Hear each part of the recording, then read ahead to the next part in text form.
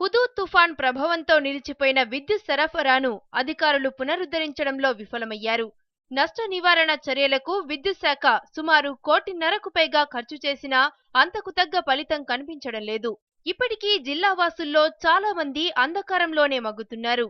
భారీ ఎత్తున యంత్ర పరికరాలు, ఇతర జిల్లాల నుంచి సిబ్బంది పనిచేస్తున్నప్పటికీ కొన్ని ప్రాంతాలకు మాత్రమే విద్యుత్ సరఫరాను పునరుద్ధరించగలిగారు. మళ్ళీ అసలు గారు మమ్మల్ని స్టేషన్ కాడికి తీసుకెళ్ళారు.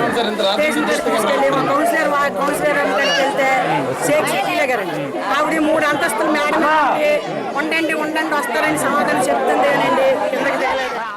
ప్రభుత్వ తీరుపై తీవ్ర స్థాయిలో ధ్వజమెత్తుతున్నారు జిల్లా వాసులు. 10 రోజులుగా మంత్రులు, ఉన్నతాధికారులు జిల్లాలోనే మకాం వేసినా ప్రయోజనం లేదు.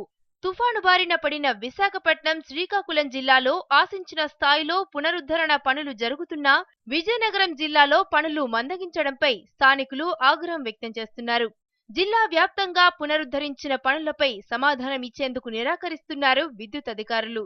ఆ కంప్లైంట్లకు మేము వెళ్ళి అడుగుతుంటే నైన్లన్నీ బాగా చేసినప్పుడు మీ నైన్లకు వచ్చి మేము బాగా చేస్తాం, ఇప్పుడు మేము ప్రత్యేకించి మీకు వచ్చి మేము చేయలేమని అన్నారు సార్. మాకు ఇప్పుడు వచ్చి మరి ఇప్పుడు కరెంట్లు ఉన్నాయి, కొన్ని ఇళ్ళకు ఉన్నాయి, కొన్ని ఇళ్ళకి లేదు. పరిస్థితి ఏంటండి, కాలువలు లేవు, కాలువలు తీయట్లేదు, చెత్తలు నిండిపోయి ఆ రోజు నుంచి కరెంట్లు లేక దోమలు చచ్చిపోయి నిన్న ఒక మనిషి చనిపోయింది, మొన్న ఒక మనిషి చనిపోయారు. మరి పరిస్థితి ఎలా ఉంటదండి?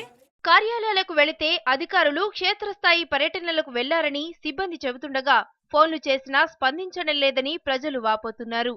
చీకట్లో నరకయాతన భరించలేక గొంప వీధి వాసులు రోడ్డుపై ధర్నా చేశారు. మాకు రోజుకి ఛార్జీలు అవుతున్నా అయినా మీరు రాలేదండి. పిల్లలు బియ్యడి పరీక్షలండి, కోచింగ్ తీసుకుంది, మరి చదువుకోవాలంటే మరి ఎలా చదవగలరండి? నూనొత్తులు వేసుకుని కృష్ణం దొరకడం లేదు, నూనొత్తులు వేసుకుని దెబ్బలు ముట్టించుకుంటారు. 100 అయినా దొరకడం లేదు, 100 అయినా దొరకలేదు. నూనొత్తులు వేసుకుని మా ఇంటికి ఇప్పుడు వచ్చి మా ఇంటికి వచ్చి చూడండి, మేము నూనొత్తులు వేసుకుని ఉన్నామా ఇలా వేసుకుని ఉన్నాం.